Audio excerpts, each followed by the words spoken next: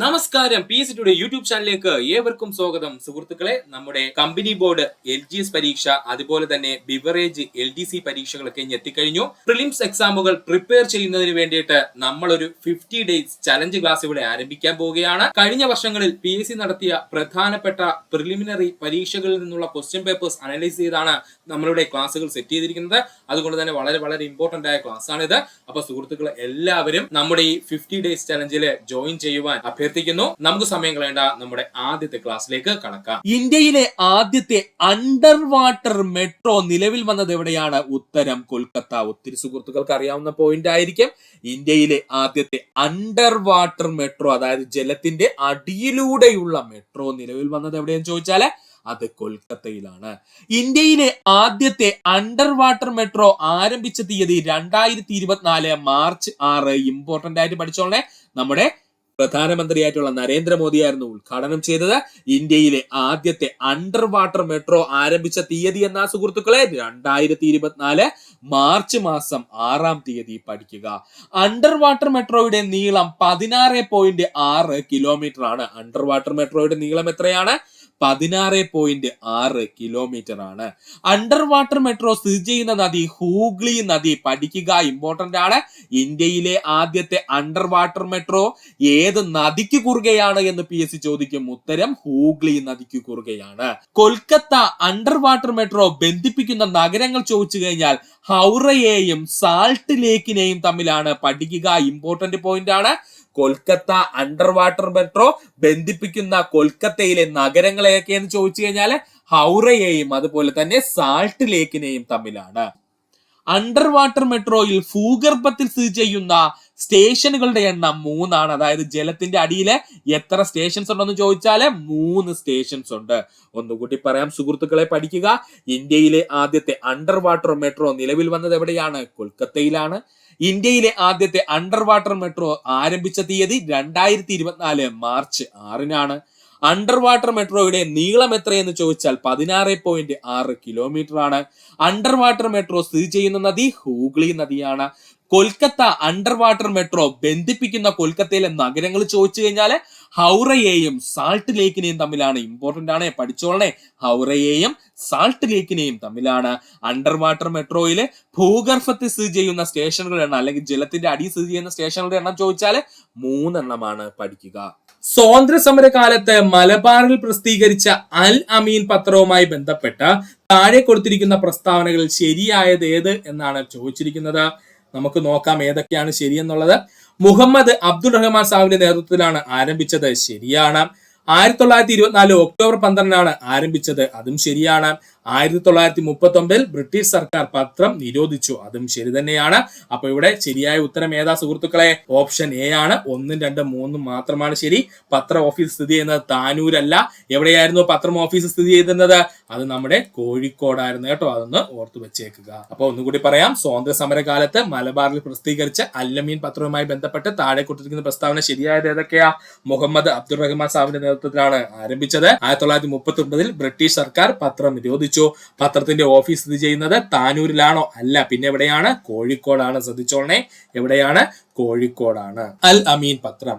അൽ അമീൻ പത്രം ആരംഭിച്ചത് മുഹമ്മദ് അബ്ദുൾ റഹ്മാൻ സാഹിബ്. അൽ അമീൻ പത്രം സ്ഥാപിച്ചതാരാണ്? മുഹമ്മദ് അബ്ദുൾ റഹ്മാൻ സാഹിബാണ്. അൽ അമീൻ പത്രത്തിന്റെ ആസ്ഥാനം കോഴിക്കോട്. അൽ അമീൻ പത്രത്തിന്റെ ആസ്ഥാനം എവിടെയായിരുന്നു? കോഴിക്കോടായിരുന്നു. അൽ അമീൻ പത്രം ആരംഭിച്ച വർഷം 1924 ഒക്ടോബർ മാസം 12. അൽ അമീൻ പത്രം ആരംഭിച്ച വർഷം 1924 ഒക്ടോബർ മാസം 12. അൽ അമീൻ പത്രത്തിന്റെ ആദ്യത്തെ പതിപ്പിൽ ആശംസാ കവിത എഴുതിയ കവി വള്ളത്തോൾ നാരായണ മേനോനാണ്. പഠിച്ചോളനെ. അൽ അമീൻ പത്രത്തിന്റെ ആദ്യ പതിപ്പിൽ ആശംസാ കവിത എഴുതിയ കവി ആരാണ്? വള്ളത്തോൾ നാരായണ മേനോനാണ്. അൽ അമീൻ പത്രത്തിന്റെ എഡിറ്റർ ആരായിരുന്നു? മുഹമ്മദ് അബ്ദുൾ റഹ്മാൻ സാഹിബ് ആയിരുന്നു. അൽ അമീൻ പത്രത്തിന്റെ എഡിറ്റർ ആരായിരുന്നു? മുഹമ്മദ് അബ്ദുൾ റഹ്മാൻ സാഹിബ് ആയിരുന്നു. ഒന്നുകൂടി പറയാം സുഹൃത്തുക്കളെ, ശ്രദ്ധിക്കുക. അൽ അമീൻ പത്രത്തെ പറ്റിയാണ് നമ്മൾ പറഞ്ഞുകൊണ്ടിരുന്നത്. അൽ അമീൻ പത്രം ആരംഭിച്ചത് മുഹമ്മദ് അബ്ദുൾ റഹ്മാൻ സാഹിബ് ആയിരുന്നു. അൽ അമീൻ പത്രത്തിന്റെ ആസ്ഥാനം കോഴിക്കോടായിരുന്നു. അൽ അമീൻ പത്രം ആരംഭിച്ച വർഷം 1924 ഒക്ടോബർ മാസം 12. അൽ അമീൻ പത്രത്തിന്റെ ആദ്യ പതിപ്പിൽ ആശംസാ കവിത എഴുതിയ കവി വള്ളത്തോൾ നാരായണ മേനോൻ. അല്ലമീൻ പത്രത്തിന്റെ എഡിറ്റർ മുഹമ്മദ് അബ്ദുൾ റഹ്മാൻ സാഹിബാണ്. കോഴിക്കോട് നിന്ന് പുറത്തിറങ്ങുന്ന രണ്ടാമത്തെ പത്രം എന്നറിയപ്പെടുന്നത് അല്ലമീൻ പത്രം.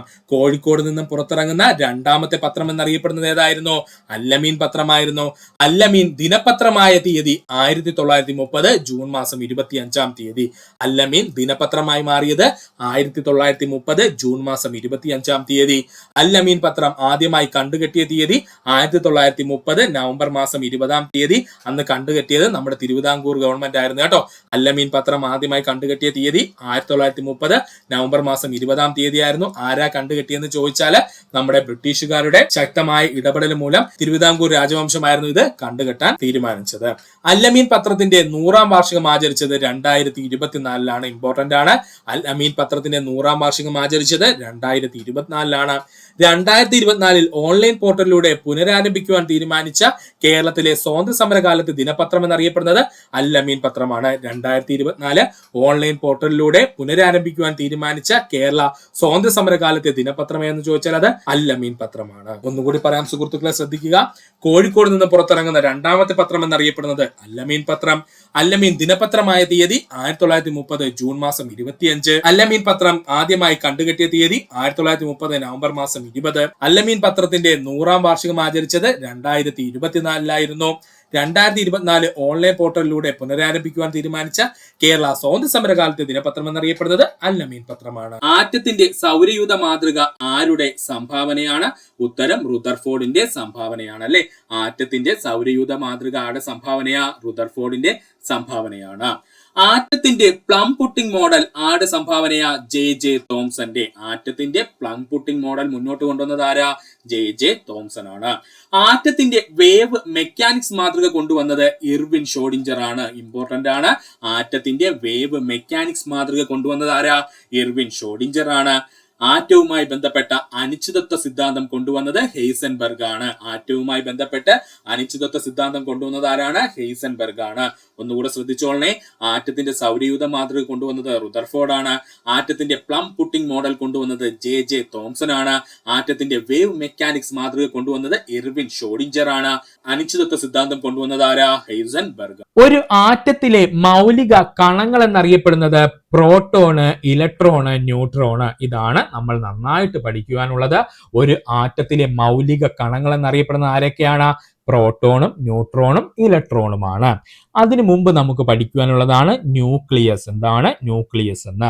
ന്യൂക്ലിയസ് കണ്ടെത്തിയ ശാസ്ത്രജ്ഞൻ റുദർഫോർഡ് ആണ്. ന്യൂക്ലിയസ് എന്നുള്ളത് കണ്ടെത്തിയ ശാസ്ത്രജ്ഞൻ ആരാണ്?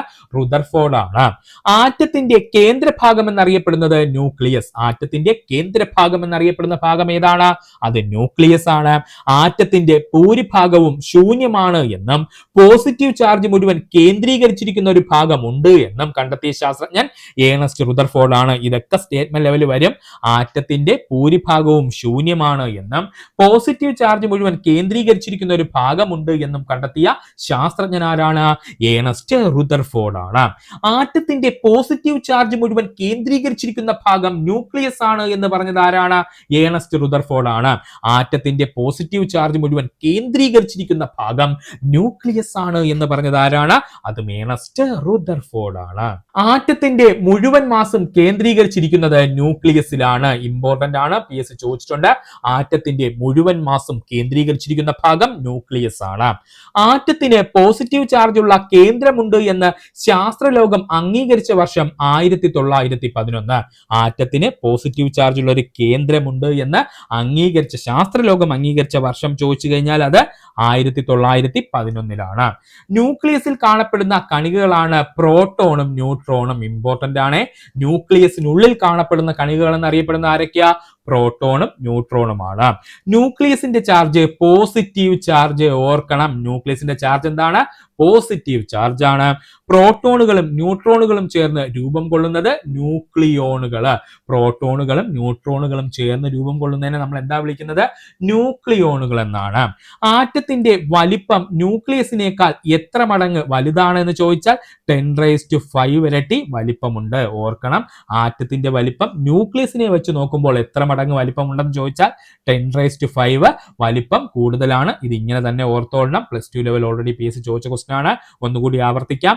ആറ്റത്തിന്റെ വലിപ്പം ന്യൂക്ലിയസിനെ അപേക്ഷിച്ച് നോക്കുമ്പോൾ എത്ര മടങ്ങ് വലുതാണെന്ന് ചോദിച്ചാൽ 10⁵ മടങ്ങ് വലുതാണ്. അടുത്തതാണ് PSC ഏറ്റവും കൂടുതൽ ചോദിക്കുന്ന ഭാഗം, ഇലക്ട്രോൺ. എന്താണ് ഇലക്ട്രോൺ?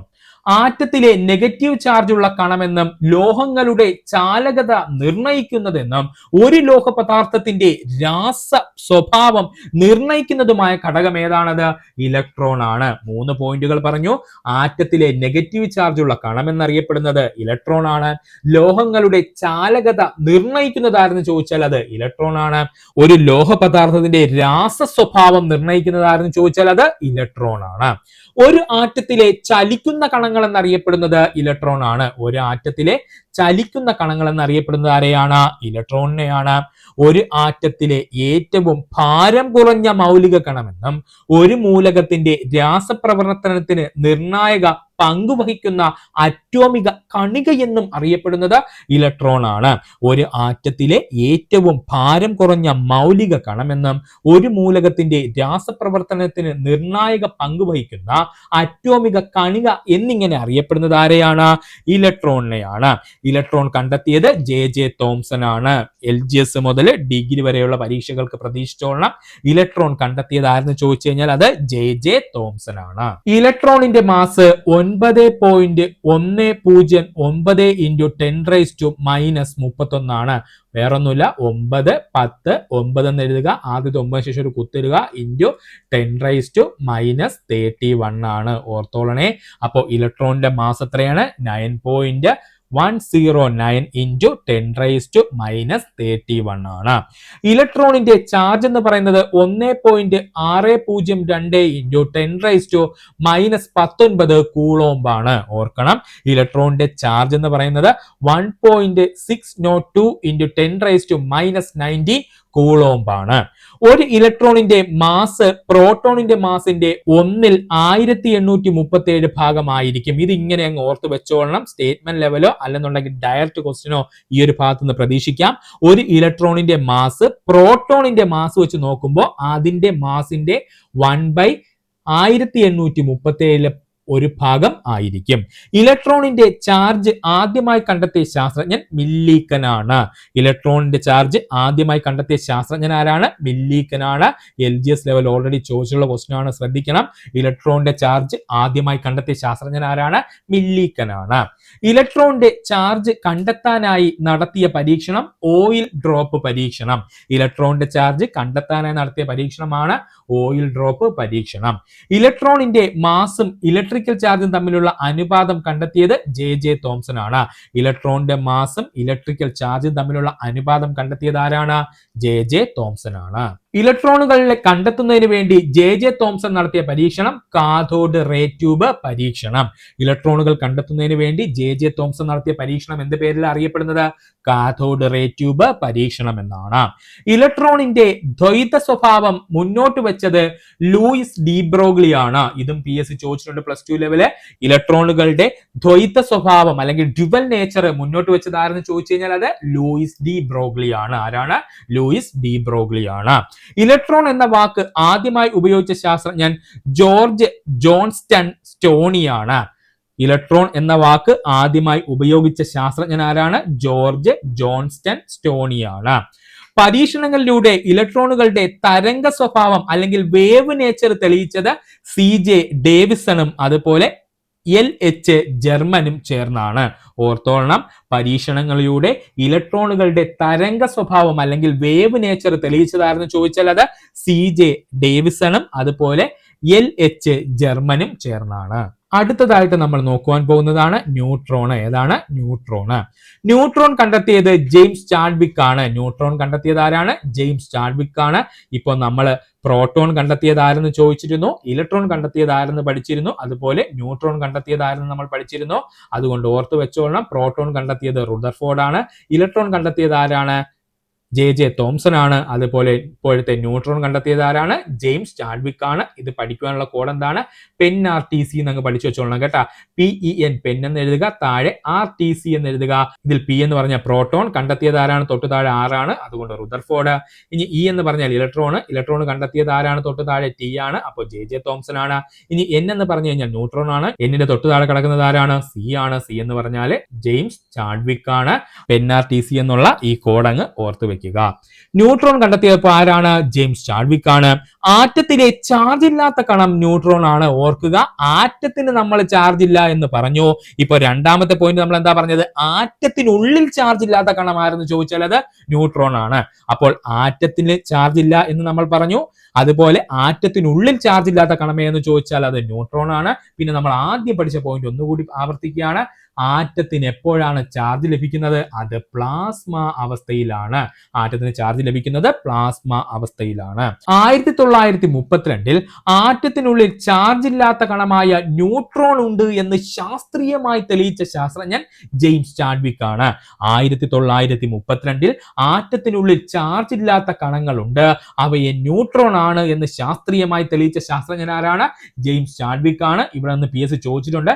ജെയിംസ് ചാഡ്വിക് ന്യൂട്രോൺ കണ്ടെത്തിയ വർഷം 1932. ഒരു ആറ്റത്തിലെ ഏറ്റവും ഭാരം കൂടിയ മൗലിക കണം എന്നറിയപ്പെടുന്നത് ന്യൂട്രോൺ ആണ്. ഒരു ആറ്റത്തിലെ ഏറ്റവും ഭാരം കൂടിയ മൗലിക കണം എന്നറിയപ്പെടുന്നത് ആരെയാണ്? അത് ന്യൂട്രോണിനെയാണ്. ന്യൂക്ലിയസിൽ ന്യൂട്രോൺ ഇല്ലാത്ത മൂലകം ഹൈഡ്രജൻ ആണ്. ഇമ്പോർട്ടന്റ് ആണ്, ഒരുപാട് തവണ PSC LGS മുതൽ ചോദിച്ചിട്ടുണ്ട്. ന്യൂക്ലിയസിൽ ന്യൂട്രോൺ ഇല്ലാത്ത മൂലകം എന്ന് ചോദിച്ചാൽ അത് ഹൈഡ്രജൻ ആണ്. ന്യൂട്രോണുകളുടെ എണ്ണം എങ്ങനെ കണ്ടെത്താമെന്ന് ചോദിച്ചു കഴിഞ്ഞാൽ നമുക്ക് തന്നിരിക്കുന്ന മൂലകത്തിന്റെ മാസ് നമ്പറിൽ നിന്നും അറ്റോമിക് നമ്പർ കുറയ്ക്കുകയാണെന്നുണ്ടെങ്കിൽ നമുക്ക് ന്യൂട്രോണിന്റെ എണ്ണം ലഭിക്കും. ശ്രദ്ധിച്ചോളണം, ന്യൂട്രോണിന്റെ എണ്ണം എങ്ങനെ കണ്ടെത്താമെന്ന് ചോദിച്ചു കഴിഞ്ഞാൽ നമുക്ക് തന്നിരിക്കുന്ന മൂലകത്തിന്റെ മാസ് നമ്പറിൽ നിന്നും അറ്റോമിക് നമ്പർ കുറച്ചു കഴിഞ്ഞാൽ നമുക്ക് ന്യൂട്രോണിന്റെ എണ്ണം ലഭിക്കുന്നതാണ്. അടുത്തതാണ് പ്രോട്ടോൺ. എന്താണ് പ്രോട്ടോൺ? പ്രോട്ടോണിന്റെ ചാർജ് പോസിറ്റീവ് ചാർജ്. പ്രോട്ടോണിന്റെ ചാർജ് എന്താണ്? പോസിറ്റീവ് ചാർജ് ആണ്. അപ്പോൾ ഇലക്ട്രോണിന്റെ ചാർജ് എന്താ? നെഗറ്റീവ് ചാർജ് ആണ്. ന്യൂട്രോണിന് എന്താണ്? ചാർജ് ഇല്ല, പക്ഷെ മാസ് ഉണ്ട്. എന്നാൽ പ്രോട്ടോണിന്റെ ചാർജ് എന്താണ്? പോസിറ്റീവ് ചാർജ് ആണ്. പ്രോട്ടോൺ കണ്ടെത്തിയ ശാസ്ത്രജ്ഞൻ ഏണസ്റ്റ് റുദർഫോർഡ് ആണ്. പ്രോട്ടോൺ കണ്ടെത്തിയ ശാസ്ത്രജ്ഞൻ ആരാണ്? ഏണസ്റ്റ് റുദർഫോർഡ് ആണ്. പ്രോട്ടോണിന്റെ മാസ് 1.6726 × 10⁻⁻27 കിലോഗ്രാം ആണ്. പ്രോട്ടോണിന്റെ മാസ് എന്ന് പറയുന്നത് 1.6726 × 10⁻⁻27 കിലോഗ്രാം എന്നാണ്. പ്രോട്ടോണിന്റെ ചാർജ് 1.602 × 10⁻⁻ കൂളോം ആണ്. പ്രോട്ടോണിന്റെ ചാർജ് എന്ന് പറയുന്നത് 1.602 × 10⁻⁻19 കൂളോം ആണ്. ആറ്റത്തിൽ പോസിറ്റീവ് ചാർജിന് കാരണമായ കണങ്ങൾ പ്രോട്ടോൺ ആണെന്ന് തെളിയിച്ച വർഷം 1920. ആറ്റത്തിൽ പോസിറ്റീവ് ചാർജിന് കാരണമായ കണങ്ങൾ ആരെന്ന് ചോദിച്ചാൽ അത് പ്രോട്ടോൺ ആണ് എന്ന് തെളിയിച്ച വർഷം 1920 ആണ്. പ്രോട്ടോണിന്റെ മാസിന് തുല്യം ഒരു ഹൈഡ്രജൻ ആറ്റത്തിന്റെ മാസ്. ഓർക്കുക, ഒരു പ്രോട്ടോണിന്റെ മാസിന് തുല്യം എന്ന് പറയുന്നത് ഒരു ഹൈഡ്രജൻ ആറ്റത്തിന്റെ മാസ് ആണ്. കാരണം എന്താണ്? ഹൈഡ്രജൻ ആറ്റത്തിൽ ആരില്ല സുഹൃത്തുക്കളെ? ന്യൂട്രോൺ ഇല്ല എന്ന് നമ്മൾ പറഞ്ഞിരുന്നു. അപ്പൊ ന്യൂട്രോണിന് ഭാരം ഓൾറെഡി ഇല്ല അവിടെ. അതുപോലെ തന്നെ നമ്മുടെ ഇലക്ട്രോൺ എന്ന് പറഞ്ഞു കഴിഞ്ഞാൽ ഭാരമില്ലാത്ത കണമാണ്. അതുകൊണ്ട് ഇലക്ട്രോണിന്റെ ഭാരത്തിന് നമുക്ക് കൂട്ടേണ്ട കാര്യമില്ല. പിന്നെ അവിടെ ആര് മാത്രമേ ഉള്ളൂ? പ്രോട്ടോൺ മാത്രമേ ഉള്ളൂ. അതുകൊണ്ടാണ് എന്തെന്ന് പറയുന്നത്? പ്രോട്ടോണിന്റെ മാസിന് തുല്യം ഒരു ഹൈഡ്രജൻ ആറ്റത്തിന്റെ മാസ് ആണെന്ന് പറയുവാൻ കാരണം എന്താ? ഒന്നുകൂടെ വ്യക്തമാക്കി തരാം.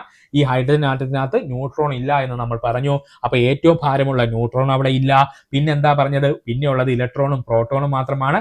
ഇലക്ട്രോണിന്റെ ഭാരം എന്ന് പറയുന്നത് പ്രോട്ടോണിന്റെ ഭാരം വെച്ച് നോക്കുമ്പോൾ നമുക്കത് കണക്കുകൂട്ടേണ്ട കാര്യമില്ല.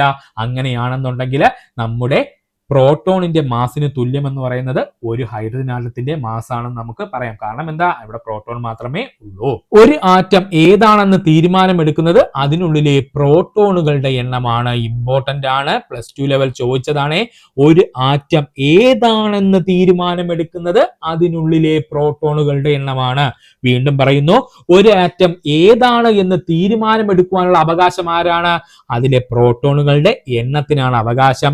എന്നാൽ ഒരു ആറ്റത്തിന്റെ സ്വഭാവം എങ്ങനെ ഇരിക്കണം, അവൻ എങ്ങനെ മറ്റു പദാർത്ഥങ്ങളുമായിട്ട് രാസപ്രവർത്തനത്തിൽ ഏർപ്പെടണം എന്നൊക്കെ തീരുമാനിക്കുന്ന ആരെന്ന് ചോദിച്ചു കഴിഞ്ഞാൽ അത് ആറ്റമാണ് അല്ലെങ്കിൽ ഇലക്ട്രോൺ ആണ് എന്ന് നമുക്ക് വേണമെങ്കിൽ പറയാം. എന്നാൽ ഒരു ആറ്റം ഏതാണ് എന്ന് തീരുമാനമെടുക്കുവാനുള്ള അവകാശം ആർക്കാ ഉള്ളത്? അത് പ്രോട്ടോണുകൾക്കാണ് ഉള്ളത്. ഒരു ആറ്റത്തിന്റെ ഐഡന്റിറ്റി കാർഡ് എന്നും ഫിംഗർ പ്രിന്റ് എന്നെല്ലാം അറിയപ്പെടുന്നത് പ്രോട്ടോൺ ആണ്. LGS ലെവൽ ചോദിച്ചതാണ്. ഒരു ആറ്റത്തിന്റെ ഐഡന്റിറ്റി കാർഡ് എന്നും ഫിംഗർ പ്രിന്റ് എന്നും അറിയപ്പെടുന്നത് ആരെയാണ്? പ്രോട്ടോണിനെയാണ്. ഒരു ആറ്റത്തിലെ പ്രോട്ടോണുകളുടെയും ഇലക്ട്രോണുകളുടെയും എണ്ണം തുല്യമായിരിക്കും. ഒരു ആറ്റത്തിലെ പ്രോട്ടോണുകളുടെയും ഇലക്ട്രോണുകളുടെയും എണ്ണം എങ്ങനെയായിരിക്കും? അവന്മാര് തുല്യമായിരിക്കും. എട്ടാമത്തെ ചോദ്യം, പത്മനാഭസ്വാമി ക്ഷേത്രത്തിലെ ഗോപുര വാതിലുകളിലൂടെ സൂര്യനെ ദർശിക്കാൻ അഥവാ വിഷുവം സാധിക്കുന്നത് ഏത് മാസത്തിൽ എന്നാണ് ചോദിച്ചിരിക്കുന്നത്. ശരിയായ ഉത്തരം സെപ്റ്റംബർ മാസത്തിലാണ് കേട്ടോ. സെപ്റ്റംബർ മാസത്തിലാണ് പത്മനാഭസ്വാമി ക്ഷേത്രത്തിലെ ഗോപുര വാതിലുകളിലൂടെ സൂര്യനെ ദർശിക്കാൻ അഥവാ വിഷുവ സമയത്താണ് ഇത് സാധിക്കുന്നത്. അതുമായി ബന്ധപ്പെട്ട് കുറച്ച് പോയിന്റ്സ്. സീസൺസ് അല്ലെങ്കിൽ ഋതുക്കളെ പറ്റിയിട്ടാണ് നമ്മൾ ആദ്യം പഠിക്കാൻ പോകുന്നത്. എന്താ സുഹൃത്തുക്കളെ ഋതുക്കൾ എന്ന് പറഞ്ഞു കഴിഞ്ഞാൽ? ഋതുക്കൾ എന്നാൽ സൗരോർജ്ജ ലഭ്യതയിൽ ഉണ്ടാകുന്ന ഏറ്റക്കുറച്ചിലുകളാണ് വ്യത്യസ്തമായ ഋതുക്കൾ എന്നറിയപ്പെടുന്നത്. സൗരോർജ്ജ ലഭ്യതയിലുള്ള അല്ലെങ്കിൽ സൂര്യപ്രകാശത്തിന്റെ ലഭ്യതയിലുള്ള ഏറ്റക്കുറച്ചിലുകളുടെ വ്യത്യാസത്തെ അറിയപ്പെടുന്ന പേരാണ് ഋതുക്കൾ എന്നറിയപ്പെടുന്നത്. ഋതുക്കൾ അനുഭവപ്പെടുന്നതിന് കാരണം ഭൂമിയുടെ പരിക്രമണവും ഭൂമിയുടെ അച്ചുതണ്ടിന്റെ ചെരിവും. ഇത് രണ്ടും പഠിച്ചോളനെ, ഇമ്പോർട്ടന്റ് ആണ്. ഋതുക്കൾ അനുഭവപ്പെടുന്നതിന് കാരണം ചോദിച്ചാൽ ഭൂമിയുടെ പരിക്രമണവും അതിനോടൊപ്പം തന്നെ ഭൂമിയുടെ അച്ചുതണ്ടിന്റെ ചെരിവുമാണ്. ഭൂമി സൂര്യനെ വലയം വെക്കുന്നത് ദീർഘവൃത്താകൃതിയിലുള്ള സഞ്ചാരപാതയിലാണ്. ഭൂമി സൂര്യനെ വലം വെക്കുന്നത് അല്ലെങ്കിൽ വലയം വെക്കുന്നത് എങ്ങനെയാണ്? ദീർഘവൃത്താകൃതിയിലുള്ള ഒരു സഞ്ചാരപാതയിലാണ്, അല്ലെങ്കിൽ എലിപ്റ്റിക്കൽ ഓർബിറ്റ് എന്ന് നമ്മൾ ഇംഗ്ലീഷിൽ പറയും കേട്ടോ. അതായത് കൃത്യമായിട്ട് ദീർഘമല്ല, അതായത് കൃത്യമായിട്ടൊരു വൃത്തമല്ല, വശങ്ങൾ അല്പം നീളത്തിൽ വലിഞ്ഞിട്ടുള്ള ഒരു വൃത്താകൃതിയാണ് നമ്മൾ എന്തെന്ന് പറയുന്നത്? ഈ ദീർഘവൃത്താകൃതി എന്ന് പറയുന്നത് കേട്ടോ സുഹൃത്തുക്കളെ. അപ്പോ അങ്ങനെ ഒരു വൃത്താകൃതിയിലൂടെയാണ് ആര് കടന്നു പോകുന്നത്? നമ്മുടെ ഭൂമി സൂര്യനെ വലം വെക്കുന്ന അല്ലെങ്കിൽ വലയം വെക്കുന്നതെന്ന് പഠിക്കുക. ഭൂമിയുടെ അച്ചുതണ്ടിന്റെ ചെരിവ് 23.5 ഡിഗ്രി. ഭൂമിയുടെ അച്ചുതണ്ടിന്റെ ചെരിവ് നമുക്ക് എല്ലാവർക്കും അറിയാം 23.5 ഡിഗ്രിയാണ്. അല്ലെങ്കിൽ നമ്മുടെ എർത്തിന്റെ ആക്സിയൽ ടിൽറ്റ് എത്രയെന്ന് ചോദിച്ചാൽ അത് 23.5 ഡിഗ്രിയാണ്. എത്രയാണ്? 23.5 ഡിഗ്രിയാണ്. ഇനി PSC ഭാഗത്ത് ചോദിക്കാൻ സാധ്യതയുള്ള നല്ലൊരു ചോദ്യമാണ്, ഭൂമിയുടെ അച്ചുതണ്ടിന്റെ പരിക്രമണ തലത്തിൽ നിന്നുള്ള ചരിവ് എത്രയാണെന്നുള്ളത്. ഭൂമിയുടെ അച്ചുതണ്ടിന്റെ പരിക്രമണ തലത്തിൽ നിന്നുള്ള ചരിവ് ചോദിച്ചാൽ അത് 66.5 ഡിഗ്രിയാണ് കേട്ടോ. ഭൂമിയുടെ അച്ചുതണ്ടിന്റെ പരിക്രമണ തലത്തിൽ നിന്നുള്ള ചരിവ് ചോദിച്ചു കഴിഞ്ഞാൽ അത് 66.5 ഡിഗ്രിയാണ്. എന്താ സുഹൃത്തുക്കളെ ഈ പരിക്രമണ തലം എന്ന് പറഞ്ഞു കഴിഞ്ഞാൽ? അതായത് നമ്മുടെ സൂര്യന്റെ സെന്ററിൽ നിന്ന് നമ്മുടെ ഭൂമിയുടെ സെന്ററിലേക്ക് ഒരു ലൈൻ നീളത്തിന് വരയ്ക്കുവാണെന്ന് കരുതുക. സൂര്യന്റെ സെന്ററിൽ നിന്നും ഭൂമിയുടെ സെന്ററിലേക്ക് നീളത്തിനൊരു ലൈൻ വരയ്ക്കുവാണെന്ന് കരുതുക. ആ ലൈനെ വിളിക്കുന്ന പേരാണ് നമ്മുടെ പരിക്രമണ തലം എന്ന് കേട്ടോ. ഇപ്പൊ മനസ്സിലായാലും എന്താണ് പരിക്രമണ തലം എന്ന്? സൂര്യന്റെ സെന്ററിൽ നിന്നും നമ്മുടെ ഭൂമിയുടെ സെന്ററിലോട്ട് നീളത്തിനൊരു ലൈൻ വരച്ചു കഴിഞ്ഞാൽ അതിനെ നമ്മൾ വിളിക്കുന്ന പേരാണ് പരിക്രമണ തലം എന്ന്. ഈ പരിക്രമണ തലവും നമ്മുടെ ഭൂമിയുടെ അച്ചുതണ്ടും തമ്മിൽ ഉണ്ടാക്കുന്ന ആംഗിളിനെ വിളിക്കുന്ന പേരാണ് സത്യത്തിൽ എന്തെന്ന്? നമ്മുടെ പരിക്രമണ തലത്തിലുള്ള ചരിവെന്ന് കേട്ടോ. അതായത് നമ്മുടെ പരിക്രമണ തലവും അതുപോലെ തന്നെ നമ്മുടെ ഭൂമിയുടെ ആക്സിൽ ഉണ്ടല്ലോ സുഹൃത്തുക്കളെ, അല്ലെങ്കിൽ അച്ചുതണ്ടുണ്ടല്ലോ, ആ അച്ചുതണ്ടും തമ്മിൽ ഉണ്ടാക്കുന്ന ആംഗിളിനെ നമ്മൾ വിളിക്കുന്ന പേരാണ് പരിക്രമണ തലത്തിൽ നിന്നുള്ള ചരിവെന്ന് പറയുന്നത്. ഇത് 66 ഡിഗ്രിയാണ്. എത്രയാണ്? 66 ഡിഗ്രിയാണ്. ഇനി ഇത് പഠിക്കാൻ ബുദ്ധിമുട്ടുള്ള സുഹൃത്തുക്കളെ, നമ്മുടെ അച്ചുതണ്ടിന്റെ ചരിവ് അറിയാലോ 23.5 ഡിഗ്രി. അപ്പോൾ ടോട്ടൽ ഇവിടെ വരുന്ന ആംഗിൾ എന്ന് പറയുന്നത് 90 ഡിഗ്രിയാണ്. അങ്ങനെയാണെങ്കിൽ 90 ഡിഗ്രിയിൽ നിന്ന് നമ്മുടെ 23.5 ഡിഗ്രി അങ്ങ് കുറച്ചു കഴിഞ്ഞാൽ നമുക്ക് എത്ര ലഭിക്കും? 66.5 ഡിഗ്രി നമുക്ക് ലഭിക്കും. അങ്ങനെ വേണമെങ്കിലും സുഹൃത്തുക്കൾക്ക് പഠിച്ചു വെക്കാം. അപ്പോൾ ഭൂമിയുടെ അച്ചുതണ്ടിന്റെ ചരിവ് 23.5 ഡിഗ്രിയാണെന്ന് അറിയുന്ന ഒരു ഉദ്യോഗാർത്ഥിക്ക് സുഖമായിട്ട് 90 ഡിഗ്രിയിൽ നിന്നും 23.5 ഡിഗ്രി കുറച്ചു കഴിഞ്ഞാൽ 66.5 ഡിഗ്രി ലഭിക്കും. അതാണ് നമ്മുടെ ഭൂമിയുടെ അച്ചുതണ്ടിന്റെ പരിക്രമണ തലത്തിൽ നിന്നുള്ള ചരിവെന്ന് അറിയപ്പെടുന്നത്. പഠിക്കുക. ഒന്നുകൂടി പറയാം, സൗരോർജ്ജ ലഭ്യതയുള്ള ഏറ്റക്കുറച്ചിൽ അല്ലെങ്കിൽ സൂര്യപ്രകാശത്തിൽ ഉണ്ടാകുന്ന ഏറ്റക്കുറച്ചിലുകൾ അനുസരിച്ചാണ് വ്യത്യസ്ത ഋതുക്കളായിട്ട് നമ്മൾ പറയപ്പെടുന്നത്. ഋതുക്കൾ അനുഭവപ്പെടാനുള്ള പ്രധാന കാരണം ഭൂമിയുടെ പരിക്രമണവും അതുപോലെ തന്നെ ഭൂമിയുടെ അച്ചുതണ്ടിന്റെ ചരിവുമാണ്. ഭൂമി സൂര്യനെ വലംബിക്കുന്നത് ദീർഘവൃത്താകൃതിയിലുള്ള ഒരു സഞ്ചാരപാതയിലാണ് അല്ലെങ്കിൽ ഒരു എലിപ്റ്റിക്കൽ ഓർബിറ്റിലാണെന്ന് നമുക്ക് പറയാം. ഭൂമിയുടെ അച്ചുതണ്ടിന്റെ ചരിവ് 23.5 ഡിഗ്രി. ഭൂമിയുടെ അച്ചുതണ്ടിന്റെ പരിക്രമണ തലത്തിലുള്ള ചരിവ് ചോദിച്ചു കഴിഞ്ഞാൽ അത് 66.5 ഡിഗ്രിയുമാണ് പഠിക്കുക. സൂര്യൻ ഭൂമിയുമായി ഏറ്റവും അകലം കൂടിയത് അറിയപ്പെടുന്ന പേരാണ് സൂര്യോച്ചം അഥവാ അഭീലിയൻ. എന്താ സുഹൃത്തുക്കളെ പറഞ്ഞത്? സൂര്യനും ഭൂമിയും തമ്മിൽ ഏറ്റവും കൂടുതൽ അകലം ഉണ്ടാകുന്നതിനെ അറിയപ്പെടുന്ന പേരാണ് സൂര്യോച്ചം അഥവാ അബ്ഹീലിയൻ. ഇത്രയും നാൾ PSC അബ്ഹീലിയൻ ഏതെന്നാണ് ചോദിച്ചുകൊണ്ടിരുന്നത്. ഇനി അങ്ങനെ ചോദിക്കത്തില്ല, കൃത്യമായിട്ട് എടുത്ത് എന്ത് ചെയ്യും? ചോദിക്കും സൂര്യോച്ചം. സൂര്യനും ഭൂമിയും തമ്മിൽ ഏറ്റവും കൂടുതൽ അകലം ഉണ്ടാകുമ്പോൾ നമ്മൾ വിളിക്കുന്ന പേരാണ് സൂര്യോച്ചം അഥവാ അബ്ഹീലിയൻ എന്ന്. എന്താണ് അബ്ഹീലിയൻ അഥവാ സൂര്യോച്ചം? ഇനി ഈ സൂര്യോച്ചം നടക്കുന്ന ഒരു പ്രത്യേക മാസത്തിലെ ഒരു ദിവസത്തിലായിരിക്കും ഈ സൂര്യോച്ചം ഉണ്ടാവുന്നത്. കാരണം ഭൂമി എന്താണ്? സൂര്യനെ കറങ്ങിക്കൊണ്ടിരിക്കുകയാണ്. അപ്പൊ കൃത്യമായിട്ട് സൂര്യനും ഭൂമിയും തമ്മിലുള്ള അകലം മാക്സിമം ആവുന്നത് ഒരു ദിവസത്തിലായിരിക്കും. ആ ദിവസം ഏതെന്ന് ചോദിച്ചാൽ ജൂലൈ 4 കേട്ടോ. അപ്പോ സൂര്യൻ ഭൂമിയോട് ഏറ്റവും അകന്നു വരുന്ന ദിനം ചോദിച്ചു കഴിഞ്ഞാൽ അത് ജൂലൈ 4. ഇല്ലെങ്കിൽ സൂര്യോച്ചം ഉണ്ടാവുന്നത് എന്നു ചോദിച്ചാൽ അത് ജൂലൈ 4 പഠിച്ചോളണേ. 2 പോയിന്റ് ആണ് പറഞ്ഞത് ഇവിടെ. സൂര്യനും ഭൂമിയും തമ്മിൽ ഏറ്റവും കൂടുതൽ അകലം അറിയപ്പെടുന്ന പേരാണ് സൂര്യോച്ചം എന്ന്, അഥവാ നമ്മൾ ഇംഗ്ലീഷിൽ എന്ന് പറയുന്നു അബ്ഹീലിയൻ എന്ന് വിളിക്കുന്നു. ഇനി സൂര്യൻ ഭൂമിയോട് ഏറ്റവും അകന്നു വരുന്ന ദിനം ഏതാണ്? ജൂലൈ 4. ഒരുപാട് PSC എക്സാമിന്, പ്രത്യേകിച്ച് LD എക്സാമിന് പ്രീവിയസ് ആയി ചോദിച്ച ചോദ്യമാണ് ഇവിടെ പറഞ്ഞത്.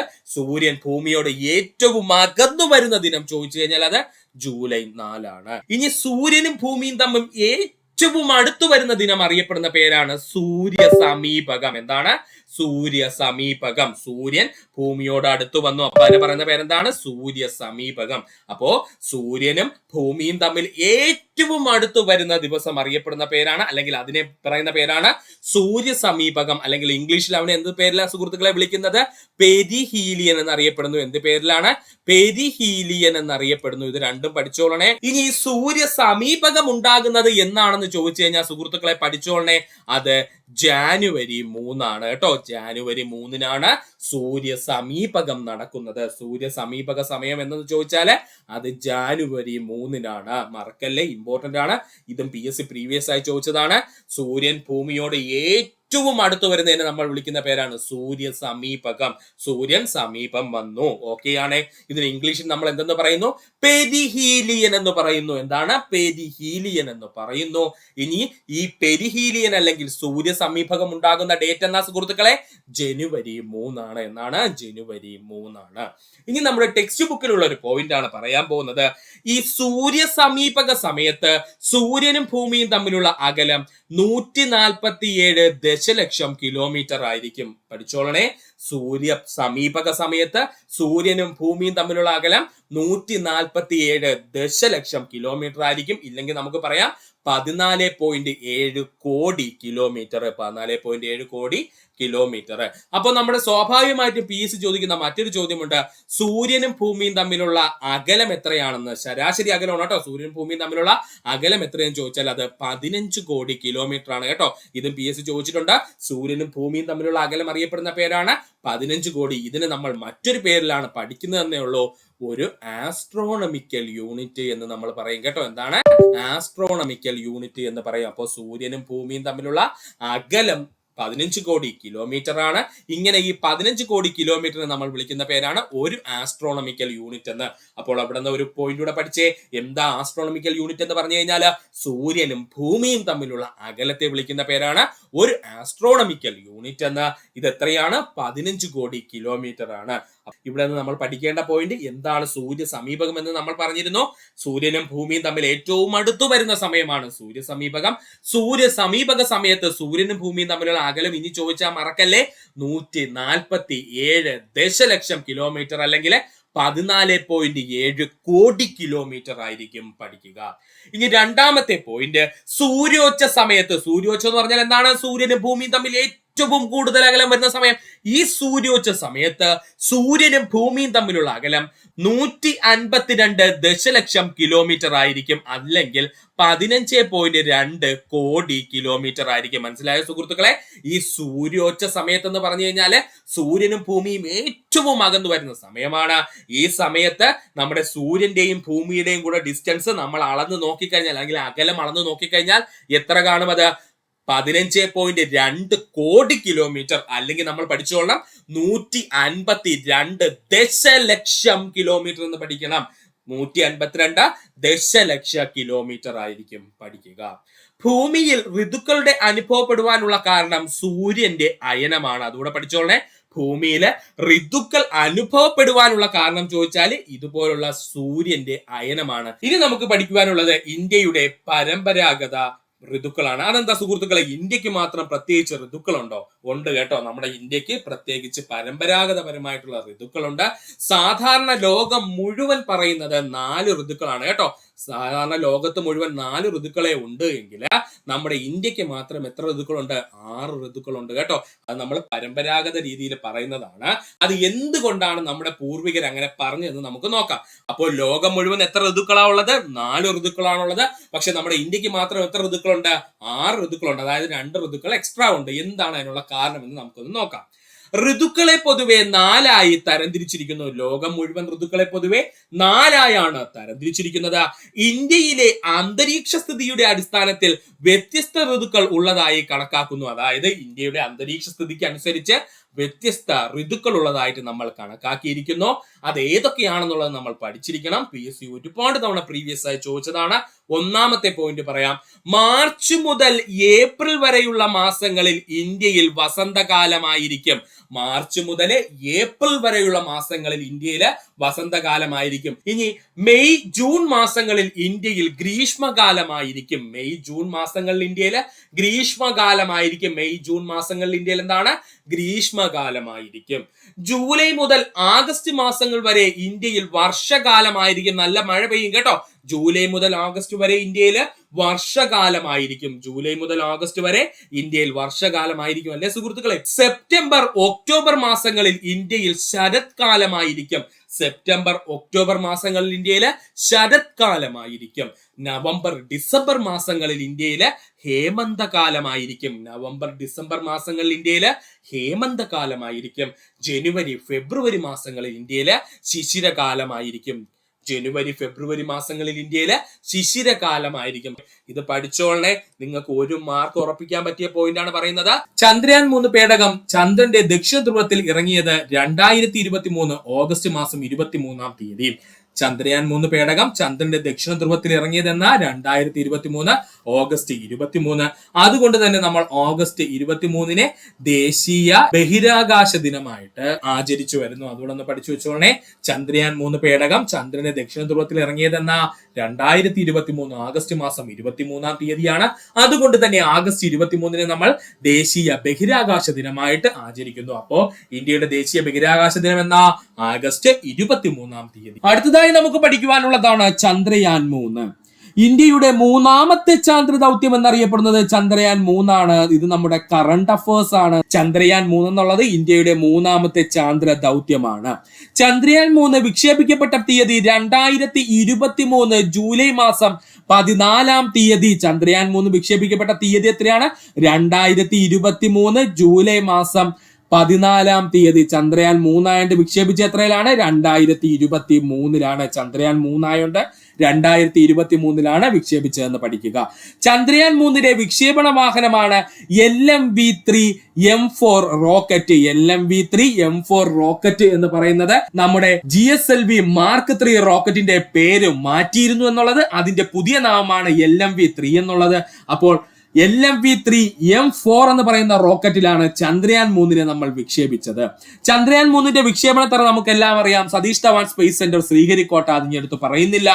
ചന്ദ്രയാൻ 3-ലെ ലാൻഡർ ചന്ദ്രന്റെ ദക്ഷിണ ധ്രുവത്തിൽ സോഫ്റ്റ് ലാൻഡ് ചെയ്ത തീയതി. ഇത് ഏറ്റവും ഇമ്പോർട്ടന്റ് ആണ്. ഈ മിഷന്റെ ചന്ദ്രയാൻ 3ന്റെ ലാൻഡർ ചന്ദ്രന്റെ ദക്ഷിണ ധ്രുവത്തിൽ സോഫ്റ്റ് ലാൻഡ് ചെയ്ത തീയതി ചോദിച്ചാൽ 2023 ഓഗസ്റ്റ് മാസം 23-ാം തീയതി. 2023 ഓഗസ്റ്റ് മാസം 23-ാം തീയതി. 23 പഠിക്കാൻ എളുപ്പമല്ലേ? 23 മറക്കരുത്. ചന്ദ്രന്റെ ദക്ഷിണ ധ്രുവത്തിൽ പേടകം സോഫ്റ്റ് ലാൻഡ് ചെയ്യിപ്പിച്ച ആദ്യത്തെ രാജ്യം ഇന്ത്യയായി. അങ്ങനെ ചന്ദ്രന്റെ ദക്ഷിണ ധ്രുവത്തിലെ പേടകം സോഫ്റ്റ് ലാൻഡ് ചെയ്യിപ്പിച്ച ആദ്യത്തെ രാജ്യം ആരായി മാറി? ഇന്ത്യയായി മാറി. ഇമ്പോർട്ടന്റ് പോയിന്റ് ആണ്, ഒന്നുകൂടി പറയുവാണ്. ചന്ദ്രയാൻ 3ലെ ലാൻഡർ ചന്ദ്രന്റെ ദക്ഷിണ ധ്രുവത്തിൽ സോഫ്റ്റ് ലാൻഡ് ചെയ്ത തീയതി ചോദിച്ചാൽ 2023 ഓഗസ്റ്റ് 23. ചന്ദ്രന്റെ ദക്ഷിണ ധ്രുവത്തിൽ പേടകം സോഫ്റ്റ് ലാൻഡ് ചെയ്യിപ്പിച്ച ആദ്യത്തെ രാജ്യമായി അങ്ങനെ ഇന്ത്യ മാറി. ചന്ദ്രയാൻ 3ലെ ലാൻഡറിന്റെ പേരാണ് വിക്രം ലാൻഡർ. പഴയ ലാൻഡറും പഴയ റോവറും തന്നെയാണ്, പേരിന് ഒരു വ്യത്യാസവുമില്ല. ചന്ദ്രയാൻ 3ലെ ലാൻഡറിന്റെ പേരാണ് വിക്രം ലാൻഡർ. വിക്രം ലാൻഡർ ഇറങ്ങിയ ചന്ദ്രനിലെ പ്രദേശത്ത് അറിയപ്പെടുന്ന പുതിയ പേരാണ് ശിവശക്തി. പഠിച്ചു വെച്ചോളെ, വിക്രം ലാൻഡർ ഇറങ്ങിയ ചന്ദ്രനിലെ പ്രദേശം അറിയപ്പെടുന്ന പുതിയ പേരാണ് ശിവശക്തി. ഏതൊക്കെ ചാന്ദ്ര ഗർത്തങ്ങൾക്കിടയിലാണ് വിക്രം ലാൻഡർ സോഫ്റ്റ് ലാൻഡ് ചെയ്തത് എന്ന് പഠിച്ചു വെച്ചിരിക്കുക. മാൻസിനസ് സിയും അതുപോലെ തന്നെ സിംപേലിയസ് എൻ എന്നീ 2 ഗർത്തങ്ങൾക്കിടയിലാണ് ആരിറങ്ങിയത്? വിക്രം ലാൻഡർ ലാൻഡ് ചെയ്തത്. പഠിക്കുക. മാൻസിനസ് സിയും അതുപോലെ തന്നെ സിംപേലിയസ് എന്നും എന്ന് പറയുന്ന 2 ഗർത്തങ്ങൾക്കിടയിൽ അല്ലെങ്കിൽ ക്രേറ്ററുകൾക്കിടയിലാണ് ആരിറങ്ങിയത്? നമ്മുടെ വിക്രം ലാൻഡർ ഇറങ്ങിയതെന്നങ്ങ് പഠിച്ചു വെച്ചേക്കുക. ഇമ്പോർട്ടന്റ് പോയിന്റ് ആണ്. അടുത്തതായി നമുക്ക് പഠിക്കാനുള്ളതാണ് വിക്രം ലാൻഡറിന്റെ ഭാഗമായിട്ട് കുറച്ച് ഉപകരണങ്ങൾ കൂടിയുണ്ട്. PSCയുടെ ഇപ്പോഴത്തെ ട്രെൻഡിങ്ങിൽ കിടക്കുന്ന ചോദ്യങ്ങൾ ഇങ്ങനെയൊക്കെയാണ് വരുന്നത്. ഇത്തരം ചോദ്യങ്ങൾ കാണുമ്പോഴാണ് നമുക്ക് കൺഫ്യൂഷൻ ഉണ്ടാകുന്നത്. അപ്പോൾ നമ്മൾ പഠിക്കാൻ പോവുകയാണ് വിക്രം ലാൻഡറിന്റെ ഭാഗമായി ഉണ്ടായിരുന്ന പ്രധാനപ്പെട്ട ISRO നിർമ്മിത ഉപകരണങ്ങൾ എന്തൊക്കെയാണെന്നുള്ളത്. ചന്ദ്രോപരിതലത്തിലെ പ്ലാസ്മയെ കുറിച്ച് പഠിക്കുന്നതിന് വേണ്ടിയിട്ട് റംഭ LP എന്നുള്ള ഉപകരണം വിക്രം ലാൻഡറിൽ ഉണ്ടായിരുന്നു. ചന്ദ്രന്റെ ഉപരിതലത്തിൽ ഉണ്ടാകുന്ന പ്ലാസ്മയെ കുറിച്ച് പഠിക്കുന്നതിന് വേണ്ടി റംഭ LP എന്ന് പറയുന്ന ഉപകരണം എന്തിൽ കണക്ട് ചെയ്തിരുന്നു? നമ്മുടെ വിക്രം ലാൻഡറിൽ ഉണ്ടായിരുന്നു. ചന്ദ്രോപരിതലത്തിലെ താപനിലയെ കുറിച്ച് പഠിക്കുന്നതിന് വേണ്ടിയുള്ള ഉപകരണമായിരുന്നു ചാസിറ്റ്. എന്താ അവന്റെ പേര്? ചാസിറ്റ് എന്നായിരുന്നു. എന്താ അവന്റെ ഫുൾ ഫോം എന്ന് സുഹൃത്തുക്കൾ ജസ്റ്റ് ഒന്ന് ഓർത്ത് വെച്ചിരിക്കുക. Chandrayaan surface thermo physical experiment. എന്താണ്? Chandrayaan surface thermo physical experiment എന്നാണ് ഈ ചാസറ്റിന്റെ പേരെന്ന് പറയുന്നത്. ഒന്ന് ഓർത്ത് വെച്ചിരുന്നാൽ മതി. ലാൻഡറിന് ചുറ്റുമുള്ള ചന്ദ്രോപരിതലത്തിൽ ഉണ്ടാകുന്ന ഭൂകമ്പങ്ങളെ കുറിച്ച് പഠിക്കാനായിട്ടാണ് ഇലിസ എന്ന ഉപകരണം ഉപയോഗിച്ചു. ഒന്നുകൂടി പറയാം. ലാൻഡറിന് ചുറ്റുമുള്ള ചന്ദ്രോപരിതലത്തിൽ ഉണ്ടാകുന്ന ഭൂകമ്പങ്ങളെ കുറിച്ച് പഠിക്കുവാൻ വേണ്ടിയിട്ടാണ് ഇലിസ എന്ന് പറയുന്ന ഉപകരണം എന്ത് ചെയ്തു? ഘടിപ്പിച്ചിരുന്നു വിക്രം ലാൻഡറിൽ. ഈ ഇലിസ ഉപകരണത്തിന്റെ ഫുൾ ഫോം എന്നുകൂടി ഒന്ന് പഠിച്ചു വെച്ചേക്കുക. Instrument for lunar seismic activity എന്നാണ് ഈ പറയുന്ന ഉപകരണത്തിന്റെ പേരെന്ന് പറയുന്നത്. കൺഫ്യൂഷൻ ഒന്നും വേണ്ട, ഒന്നുകൂടി പറയുവാണ്. ലാൻഡറിന് ചുറ്റുമുള്ള ചന്ദ്രോപരിതലത്തിൽ ഉണ്ടാകുന്ന ഭൂകമ്പങ്ങളെ കുറിച്ച് പഠിക്കുന്നതിന് വേണ്ടിയിട്ട് നമ്മൾ ഉപയോഗിച്ചിരുന്ന ഉപകരണം അറിയപ്പെടുന്ന പേരാണ് ഇലിസ എന്നുള്ളത്. ഈ ഇലിസയുടെ ഫുൾ ഫോം എന്തെന്ന് ചോദിച്ചു കഴിഞ്ഞാൽ instrument for lunar seismic activities എന്നാണ്. Instrument for lunar seismic activities എന്നാണ്. ചന്ദ്രയാൻ 3ലെ റോവർ ആയിരുന്നു പ്രഗ്യാൻ. നേരത്തുള്ള റോവർ തന്നെയാണ് ചന്ദ്രയാൻ 2ലെ അതേ റോവർ തന്നെയാണ് ചന്ദ്രയാൻ 3ൽ ഉപയോഗിച്ചത്. അവന്റെ പേരെന്താണ്? പ്രഗ്യാൻ എന്നാണ്. പ്രഗ്യാൻ റോവറിന്റെ ഭാഗമായുള്ള ഉപകരണം കൂടി പഠിച്ചു കഴിഞ്ഞാൽ മാത്രമേ നമ്മുടെ ചന്ദ്രയാൻ 3 ഇവിടെ അവസാനിക്കുകയുള്ളൂ. അപ്പൊ നമുക്ക് സമയം കളയേണ്ട. പ്രഗ്യാൻ റോവറിന്റെ ഭാഗമായിട്ടുള്ള ഉപകരണങ്ങൾ ഏതൊക്കെയെന്നുള്ളത് പഠിക്കാം. ചന്ദ്രോപരിതലത്തിൽ കാണപ്പെടുന്ന ലോഹങ്ങളെ കുറിച്ച് പഠിക്കുന്നതിന് വേണ്ടിയിട്ട് APSIX എന്ന് പറയുന്ന ഉപകരണം ഉപയോഗിച്ചു. APXS എന്നുള്ള ഉപകരണം, APSIX എന്നുള്ള ഉപകരണം ഉപയോഗിച്ചു. ചന്ദ്രോപരിതലത്തിൽ കാണപ്പെടുന്ന ലോഹങ്ങളെ കുറിച്ച് പഠിക്കുന്നതിന് വേണ്ടി APSIX എന്ന ഉപകരണം ഉപയോഗിച്ചു. അതിന്റെ ഫുൾ ഫോം എന്തെന്ന് ചോദിച്ചാൽ സുഹൃത്തുക്കൾ ഒന്ന് കേട്ടിരുന്നാൽ മതി. ആൽഫ പാർട്ടിക്കിൾ എക്സ്റേ സ്പെക്ട്രോമീറ്റർ എന്നാണ് അതിന്റെ അർത്ഥം. ആൽഫ പാർട്ടിക്കിൾ എക്സ്റേ സ്പെക്ട്രോമീറ്റർ എന്നാണ് APEX-ന്റെ അർത്ഥം എന്ന് പറയുന്നത്. ഒന്ന് ഓർത്ത് വെച്ചിരിക്കുക. ശ്രദ്ധിക്കുക. ചന്ദ്രോപരിതലത്തിലെ രാസഘടന മനസ്സിലാക്കുന്നതിന് വേണ്ടി ലിപ്സ് എന്ന് പറയുന്ന ഒരു ഉപകരണം ഉണ്ടായിരുന്നു പ്രഗ്യാൻ റോവറിൽ. ഒന്നുകൂടി പറയാം, ചന്ദ്രോപരിതലത്തിലെ രാസഘടന മനസ്സിലാക്കുന്നതിന് വേണ്ടിയിട്ട് ലിബ്സ് എന്ന് പറയുന്ന ഒരു ഉപകരണം ഉണ്ടായിരുന്നു നമ്മുടെ പ്രഗ്യാൻ റോവറിൽ. ആ ലിബ്സിന്റെ ഫുൾ ഫോം എന്തെന്ന് ചോദിച്ചാൽ laser induced break down spectroscope എന്നാണ്. Laser induced break down spectroscope എന്നാണ് ആ ഉപകരണത്തിന്റെ ഫുൾ പേരെന്ന് പറയുന്നത്. ഈ ഫുൾ പേരെന്ന് ഓർത്ത് വെച്ചിരുന്നാൽ മതി. Laser induced break down spectroscope എന്നാണ് അത് അറിയപ്പെടുന്നത്. ചന്ദ്രയാൻ ദൗത്യം എത്ര ദിനങ്ങളാണ് എന്ന് ചോദിച്ചു കഴിഞ്ഞാൽ മറക്കരുത്, 14 ഭൗമദിനങ്ങളാണ്. എത്ര ദിനങ്ങളാ സുഹൃത്തുക്കളെ? 14 ഭൗമദിനങ്ങളാണ്. ഭൂമിയിലെ 14 ദിവസങ്ങളാണ് എന്ത് ചെയ്ത് ചന്ദ്രയാൻ 3 അതിന്റെ ദൗത്യം നടത്തിയത്. അതായത് അതൊരു ചാന്ദ്ര ദിനത്തിന് തുല്യമാണ്, അല്ലെങ്കിൽ അത് ചന്ദ്രനിൽ ഒരു ദിനത്തിന് തുല്യമാണ്. എത്രയെന്ന് പറയുന്നത്? ഭൂമിയിലെ 14 ദിനം എന്ന് പറയുന്നത്. ഒന്നുകൂടി പറയാം, ചന്ദ്രയാൻ 3ന്റെ ദൗത്യം എത്ര ദിനങ്ങൾ നീണ്ടു നിന്നു എന്ന് ചോദിച്ചു കഴിഞ്ഞാൽ അത് 14 ഭൗമദിനങ്ങൾ നീണ്ടു നിന്നു. ഇപ്പോഴങ്ങോട്ട് കറണ്ട് അഫേഴ്സ് ആയിട്ട് ചോദിച്ച ചോദ്യമാണ്. 14 ഭൗമദിനങ്ങൾ എന്ത് ചെയ്തു? നീണ്ടു നിന്നു. ഇതെന്ന് പറയുന്നത് ഒരു ചാന്ദ്ര ദിനത്തിന് തുല്യമാണ്. ഈ 14 ഭൗമദിനങ്ങൾ എന്ന് വെച്ച് കഴിഞ്ഞാൽ ഒരു ചാന്ദ്ര ദിനത്തിന് തുല്യമാണ്. ചന്ദ്രയാൻ 3ന്റെ വിക്ഷേപണ സമയത്ത് ISRO ചെയർമാൻ മലയാളിയായിട്ടുള്ള എസ് സോമനാഥനാണ്. ചന്ദ്രയാൻ 3ന്റെ വിക്ഷേപണ സമയത്ത് ISRO ചെയർമാൻ ആയിരുന്നു ചോദിച്ചു കഴിഞ്ഞാൽ എസ് സോമനാഥനാണ്. പഠിക്കുക. കേരളത്തിലെ നദികളെ സംബന്ധിച്ച പ്രസ്താവനകളിൽ ശരിയായത് കണ്ടെത്തുക. കേരളത്തിലെ ഏറ്റവും നീളം കൂടിയ നദി പെരിയാറാണ്. ശരിയാണ്. പെരിയാറിന്റെ നീളം എത്രയാ? 244 കിലോമീറ്റർ ആണ്. കേരളത്തിലെ ഏറ്റവും നീളം കൂടിയ നദി പെരിയാറാണ്. പെരിയാറിന്റെ നീളം 244 കിലോമീറ്റർ ആണ്. വേമ്പനാട് കായലിൽ പതിക്കുന്ന പമ്പാ നദിയുടെ പോഷക നദികളാണ് കക്കിയും കല്ലാറും. വേമ്പനാട് കായലിൽ പതിക്കുന്ന നമ്മുടെ പമ്പാ നദിയുടെ പോഷക നദികൾ ഏതൊക്കെയാ? കക്കിയും കല്ലാറുമാണ്. ഇനി പമ്പാ നദിയുടെ പോഷക നദികൾ ചോദിച്ചു കഴിഞ്ഞാൽ 2 നദികളോട് എക്സ്ട്രാ പഠിച്ചു വെച്ചേക്കുക. ഒന്നെന്താണ്? അച്ഛൻ കോവിലാറും, അതുപോലെ തന്നെ മറ്റൊന്നാരാണ്? അത് അഴുതയാറും. മറക്കരുത്, ഏതാണ്? അഴുതയാറും. ഇങ്ങനെ 2 നദികളോടൊന്ന് ഓർത്ത് വെച്ചോളേ. വേമ്പനാട് കായലിൽ പതിക്കുന്ന പമ്പയുടെ പോഷക നദികൾ ഏതൊക്കെയാണെന്ന് ചോദിച്ചാൽ കക്കിയും കല്ലാറും. അതുപോലെ തന്നെ പമ്പാ നദിയുടെ പ്രധാന പോഷക നദികൾ ചോദിച്ചു കഴിഞ്ഞാൽ അച്ഛൻ കോവിലാറ്, അഴുത, കക്കി, കല്ലാർ എന്നിവയാണ്. ഇത് പഠിക്കാനായിട്ട് ഒരു ഈസി കോഡ് നമ്മളെന്ന് പറഞ്ഞിരുന്നു. പാമ്പായ അച്ഛൻ, അഴുക്കക്കല്ലു, കക്കി എന്നങ്ങ് പഠിച്ചു വെച്ചിരുന്നാൽ മതി എന്ന് പറഞ്ഞിരുന്നു. അത് പഠിച്ച സുഹൃത്തുക്കൾക്ക് ഈസി ആയിട്ട് ഒരു പോയിന്റ് ഇവിടെ എടുക്കാം. പാലക്കാട്, മലപ്പുറം, തൃശൂർ എന്നീ ജില്ലകളിലൂടെ ഒഴുകുന്ന ഭാരതപ്പുഴ അറബിക്കടലിൽ പതിക്കുന്നു. അതും ശരിയായിട്ടുള്ള പോയിന്റ് ആണ്. നമ്മുടെ ഭാരതപ്പുഴ ഒഴുകുന്ന ജില്ലകളാണ് പാലക്കാട്, മലപ്പുറം, തൃശൂർ എന്നീ ജില്ലകൾ. ഇതോടെ സുഹൃത്തുക്കളൊന്ന് ഓർത്തു വെക്കുക. പെരിയാറിന്റെ നീളം 244 കിലോമീറ്റർ. പെരിയാർ നദിയുടെ മൊത്തം നീളം എത്രയാണ്? 244 കിലോമീറ്റർ ആണ്. ഏറ്റവും കൂടുതൽ PSC പ്രീവിയസ് ആയി ചോദിച്ചിട്ടുള്ള ഒരു നദിയുടെ നീളം ഉണ്ടെങ്കിൽ അത് പെരിയാറിന്റെ നീളമാണ്. അത് പഠിക്കാതെ പോകരുത്. പെരിയാറിന്റെ നീളം എത്രയാണ്? 244 കിലോമീറ്റർ ആണ്. കേരളത്തിലെ ഏറ്റവും നീളം കൂടിയ നദി എന്നറിയപ്പെടുന്നത് പെരിയാറാണ്. കേരളത്തിലെ ഏറ്റവും നീളം കൂടിയ നദി എന്നറിയപ്പെടുന്നത് പെരിയാറാണ്. പെരിയാർ നദി അറിയപ്പെടുന്ന മറ്റു പേരുകളാണ് ചൂർണി, പൂർണ്ണ, ആലുവാപ്പുഴ, കാലടിപ്പുഴ, മാർത്താണ്ഡം പുഴ, മംഗലം പുഴ. പഠിച്ചോളനെ, ഇമ്പോർട്ടന്റ് ആണ്. നമ്മുടെ പെരിയാർ നദി അറിയപ്പെടുന്ന മറ്റു പേരുകൾ എന്താണ്? ചൂർണി എന്നറിയപ്പെടുന്നു, പൂർണ്ണ എന്നറിയപ്പെടുന്നു, ആലുവാപ്പുഴ എന്നറിയപ്പെടുന്നു, കാലടിപ്പുഴ എന്നറിയപ്പെടുന്നു, മാർത്താണ്ഡം പുഴ എന്നറിയപ്പെടുന്നു, മംഗലം പുഴ എന്നറിയപ്പെടുന്നു. ഇതിൽ ചൂർണി ഏറ്റവും കൂടുതൽ PSC പ്രീവിയസ് ആയി ചോദിച്ചിട്ടുള്ളതാണ്. പഠിക്കുക. എന്തൊക്കെ പേരിലാണ് നമ്മുടെ പെരിയാർ നദി അറിയപ്പെടുന്ന സുഹൃത്തുക്കളെ? ചൂർണി, പൂർണ്ണ, ആലുവാപ്പുഴ, കാലടിപ്പുഴ, മാർത്താണ്ഡം പുഴ, മംഗലം പുഴ എന്നീ പേരുകളിൽ അറിയപ്പെടുന്ന ആരാണ്? നമ്മുടെ പെരിയാർ നദിയാണ്.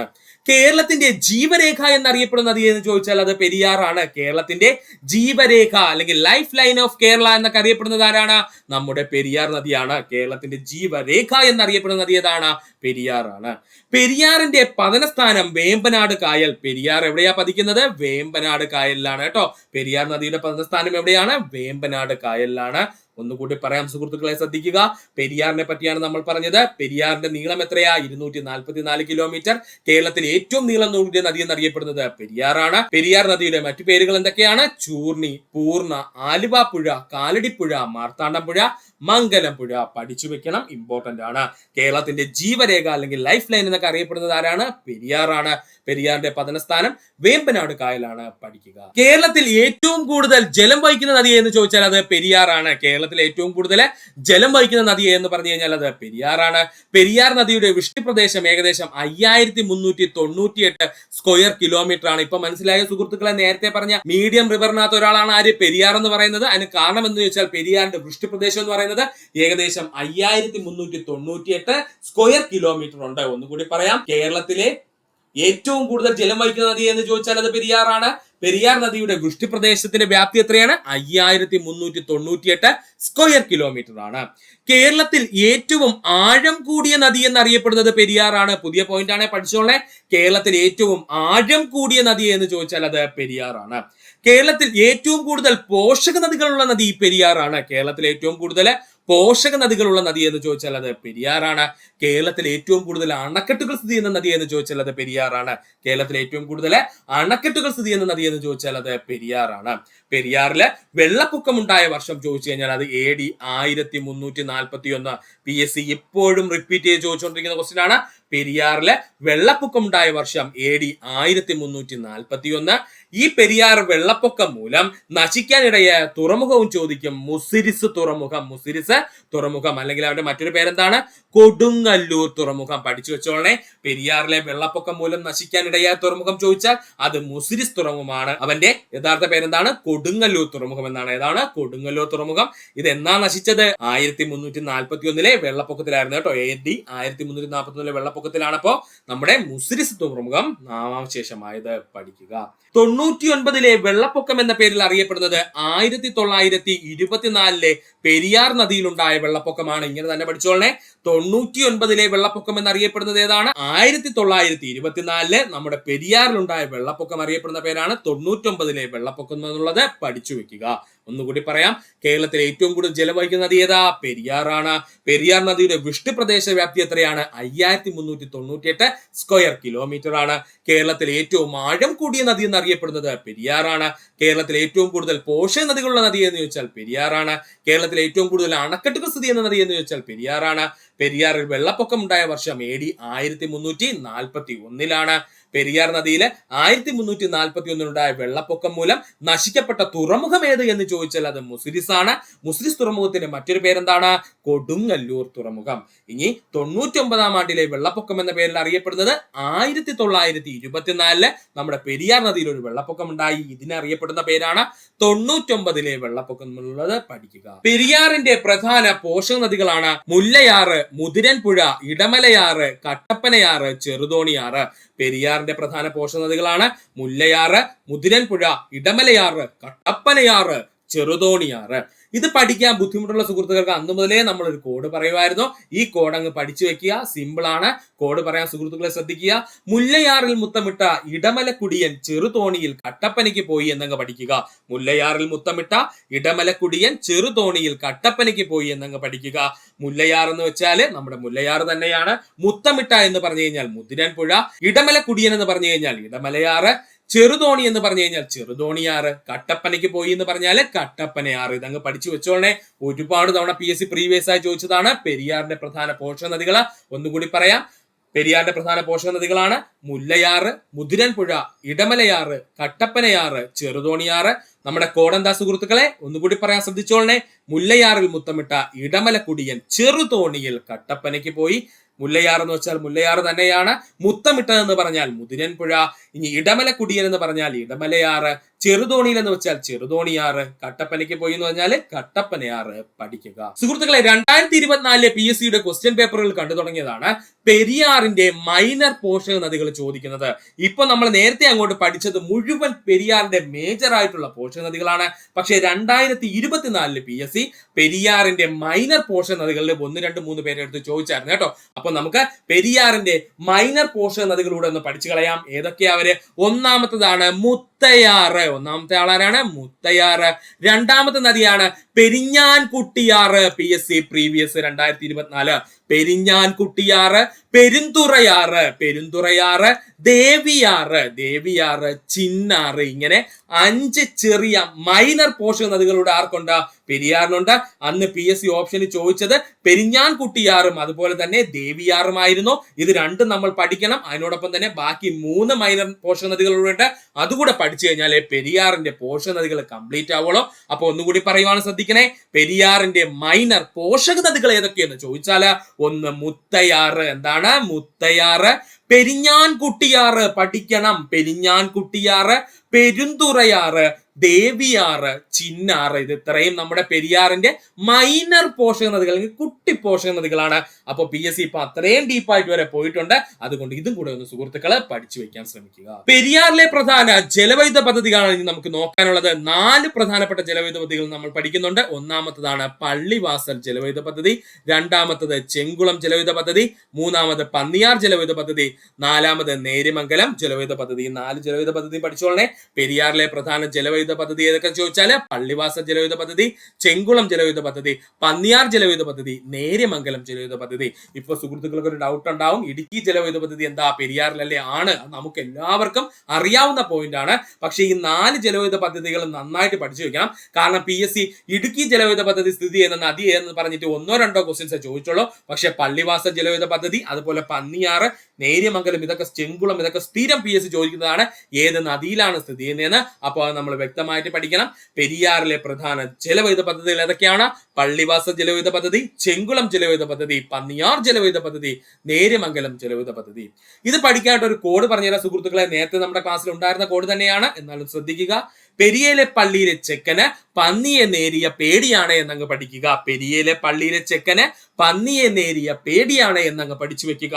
പെരിയ എന്ന് പറഞ്ഞു കഴിഞ്ഞാൽ പെരിയാറ്, പള്ളിയിലെ എന്ന് പറഞ്ഞാൽ പള്ളിവാസൽ ജലവൈദ്യുത പദ്ധതി, ചെക്കൻ എന്ന് പറഞ്ഞു കഴിഞ്ഞാൽ ചെങ്കുളം ജലവൈദ്യുത പദ്ധതി, പന്നി എന്ന് പറഞ്ഞാൽ പന്നിയാർ ജലവൈദ്യുത പദ്ധതി, നേരിയ പേടിയാണ് എന്ന് പറഞ്ഞു കഴിഞ്ഞാൽ അല്ലെ നേരി എന്താണ്? നേര്യമംഗലം ജലവൈദ്യുത പദ്ധതി. ഒന്നുകൂടി പറയാം, നമ്മുടെ പെരിയാറിലെ പ്രധാന ജലവൈദ്യുത പദ്ധതികളുടെ കോഡാണ് പറഞ്ഞത്. കോഡ് എന്താ സുഹൃത്തുക്കളെ? പെരിയയിലെ പള്ളിയിലെ ചെക്കന് പന്നിയെ നേരിയ പേടിയാണ് എന്നങ്ങ് പഠിച്ചു വെക്കുക. ഇതിൽ പെരിയയിലെ എന്ന് പറഞ്ഞാൽ പെരിയാർ നദിയെ സൂചിപ്പിക്കുന്നു. പള്ളി എന്ന് പറഞ്ഞു കഴിഞ്ഞാൽ പള്ളിവാസൽ ജലവൈദ്യുത പദ്ധതി, ചെക്കൻ എന്ന് പറഞ്ഞു കഴിഞ്ഞാൽ ചെങ്കുളം ജലവൈദ്യുത പദ്ധതി, പന്നി എന്ന് പറഞ്ഞാൽ പന്നിയാർ ജലവൈദ്യുത പദ്ധതി, അതുപോലെ നേരിയ എന്ന് പറഞ്ഞാൽ നേര്യമംഗലം ജലവൈദ്യുത പദ്ധതി പഠിക്കുക. ഇടുക്കി ജലവൈദ്യുത പദ്ധതി സ്ഥിതി ചെയ്യുന്ന നദി എന്ന് ചോദിച്ചാൽ അത് പെരിയാറാണ്. ഇടുക്കി ജലവൈദ്യുത പദ്ധതി സ്ഥിതി ചെയ്യുന്ന നദി ഏതാണ്? പെരിയാറാണ്. നമുക്ക് എല്ലാവർക്കും അറിയാം. ഇടുക്കി ജലവൈദ്യുത പദ്ധതിയുമായിട്ട് ബന്ധപ്പെട്ടിട്ട് നമുക്ക് ജലവൈദ്യുത പദ്ധതികൾ എന്ന് പറഞ്ഞിട്ട് ഒരു ക്ലാസ് ഉടനെ വരുന്നുണ്ട്. അവിടെ നമുക്ക് വിശദമായിട്ട് പഠിക്കാം. ഇടുക്കി ജലവൈദ്യുത പദ്ധതി സ്ഥിതി ചെയ്യുന്ന നദി എന്ന് ചോദിച്ചാൽ അത് പെരിയാറാണ്. പെരിയാറിന്റെ തീരത്തെ പ്രധാന ആരാധനാലയങ്ങളാണ് അദ്വൈതാശ്രമം, കാലടി, ആലുവ, മലയാറ്റൂർ പള്ളി. പഠിച്ചോളനെ. പെരിയാറിലെ തീരത്തെ പ്രധാനപ്പെട്ട ആരാധനാലയങ്ങൾ അല്ലെങ്കിൽ പ്രദേശങ്ങൾ ചോദിച്ചു കഴിഞ്ഞാൽ അദ്വൈതാശ്രമം, കാലടി, ആലുവ, മലയാറ്റൂര്. ഇതാണ് PSC സ്ഥിരം പ്രീവിയസ് ആയിട്ട് പെരിയാറിന്റെ തീരത്തെ പ്രധാന ആരാധനാലയങ്ങൾ എന്ന് പറഞ്ഞ് ചോദിച്ചുകൊണ്ടിരിക്കുന്നത്. അതുകൊണ്ട് അത് നമ്മൾ പഠിച്ചു വെച്ചേ പറ്റൂ. പെരിയാറിന്റെ തീരത്തെ പ്രധാനപ്പെട്ട ആരാധനാലയങ്ങളാണ് അദ്വൈതാശ്രമം, കാലടി, ആലുവ, മലയാറ്റൂർ പള്ളി പഠിക്കുക. ആദ്യ കോൺക്രീറ്റ് അണക്കെട്ടായ മാട്ടുപ്പെട്ടി അണക്കെട്ട് നിർമ്മിച്ചിരിക്കുന്ന നദി എന്ന് ചോദിച്ചാൽ അത് പെരിയാർ നദിയാണ്. കേരളത്തിലെ ആദ്യത്തെ കോൺക്രീറ്റ് അണക്കെട്ട് എന്നറിയപ്പെടുന്ന മാട്ടുപ്പെട്ടി അണക്കെട്ട് നിർമ്മിച്ചിരിക്കുന്നത് ഏതു നദിയിൽ എന്ന് ചോദിച്ചു കഴിഞ്ഞാൽ അത് പെരിയാർ നദിയിലാണ്. പഠിക്കുക, ഇമ്പോർട്ടന്റ്. ഒന്നുകൂടി പറയാം. ഇടുക്കി ജലവൈദ്യുത പദ്ധതി സ്ഥിതി ചെയ്യുന്ന നദി ചോദിച്ചാൽ അത് പെരിയാറാണ്. പെരിയാറിന്റെ തീരത്തെ പ്രധാനപ്പെട്ട ആരാധനാലയം ചോദിച്ചു കഴിഞ്ഞാൽ അദ്വൈതാശ്രമം, കാലടി, ആലുവ, മലയാറ്റൂർ പള്ളി പഠിക്കുക. ആദ്യത്തെ കോൺക്രീറ്റ് അണക്കെട്ട്, അതായത് കേരളത്തിലെ ആദ്യത്തെ കോൺക്രീറ്റ് അണക്കെട്ട് എന്നറിയപ്പെടുന്നത് മാട്ടുപ്പെട്ടി അണക്കെട്ടാണ്. ഇത് നിർമ്മിച്ചിരിക്കുന്നത് ഏത് നദിക്ക് കുറുകെയാ? നമ്മുടെ പെരിയാർ നദിക്ക് കുറുകെയാണ്. പഠിക്കുക. അടുത്തതായി നമുക്ക് പഠിക്കേണ്ട നദിയാണ് ഭാരതപ്പുഴ. ഏതാണ്? ഭാരതപ്പുഴ. നമുക്ക് നോക്കാം ഭാരതപ്പുഴയെ പറ്റി. ഭാരതപ്പുഴയുടെ നീളം 209 കിലോമീറ്റർ. ഭാരതപ്പുഴയുടെ നീളം എത്രയാണ്? 209 കിലോമീറ്റർ. ഉത്ഭവസ്ഥാനം ആനമലകളിൽ നിന്നും. നമ്മുടെ ഭാരതപ്പുഴയുടെ ഉത്ഭവസ്ഥാനം ഏതാണ്? ആനമലകളിൽ നിന്നുമാണ്. ഭാരതപ്പുഴയുടെ വിഷ്ണുപ്രദേശത്തിന്റെ വ്യാപ്തി 6186 സ്ക്വയർ കിലോമീറ്റർ ആണ്. ഭാരതപ്പുഴയുടെ വൃഷ്ടിപ്രദേശത്തിന്റെ വ്യാപ്തി ചോദിച്ചാൽ 6186 സ്ക്വയർ കിലോമീറ്റർ ആണ്. കേരളത്തിലെ രണ്ടാമത്തെ ഏറ്റവും വലിയ നദി എന്നറിയപ്പെടുന്നത് ഭാരതപ്പുഴ. കേരളത്തിലെ രണ്ടാമത്തെ ഏറ്റവും വലിയ നദി എന്നറിയപ്പെടുന്നത് ഭാരതപ്പുഴയാണ്. കേരളത്തിന്റെ നൈൽ എന്നറിയപ്പെടുന്ന നദി ഭാരതപ്പുഴ. കേരളത്തിന്റെ നൈൽ എന്നറിയപ്പെടുന്ന നദി ഏതാണ്? ഭാരതപ്പുഴയാണ്. ഒന്നുകൂടി പറയാം, അത്രയും പോയിന്റ്സ് ശ്രദ്ധിക്കുക. ഭാരതപ്പുഴയുടെ നീളം എന്ന് പറയുന്നത് 209 കിലോമീറ്റർ. ഉത്ഭവസ്ഥാനം ആനമലകളിൽ നിന്നും. ഭാരതപ്പുഴയുടെ വൃഷ്ടിപ്രദേശ വ്യാപ്തി എത്രയാണ്?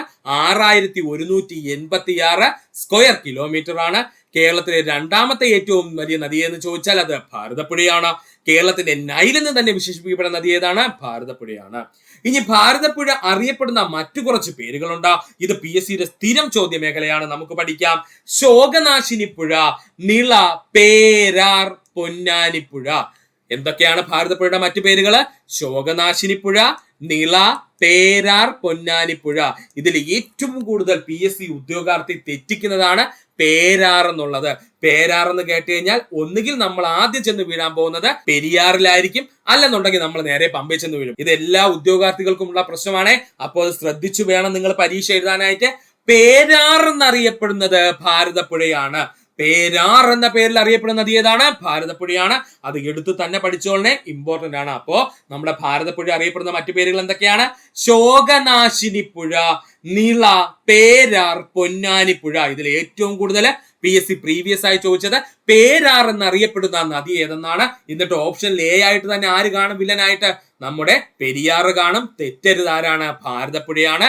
പേരാർ എന്ന പേരിൽ അറിയപ്പെടുന്നത് പഠിക്കുക. കേരള കലാമണ്ഡലം സ്ഥിതി ചെയ്യുന്നത് ഭാരതപ്പുഴയുടെ തീരത്താണ്. പഠിച്ചോളനെ, ഇമ്പോർട്ടന്റ് ആണ്. കേരള കലാമണ്ഡലം സ്ഥിതി ചെയ്യുന്നത് ഭാരതപ്പുഴയുടെ തീരത്താണ്. കേരള കലാമണ്ഡലം സ്ഥിതി ചെയ്യുന്നത് എവിടെയാണ്? ഭാരതപ്പുഴയുടെ തീരത്താണ്. മിനി പമ്പ പദ്ധതി സ്ഥിതി ചെയ്യുന്നത് ഭാരതപ്പുഴയുടെ തീരത്താണ്. അന്നൊരിക്കല് PSC ഒരു 4-5 തവണ പ്രീവിയസ് ആയി ചോദിച്ചിരുന്നു.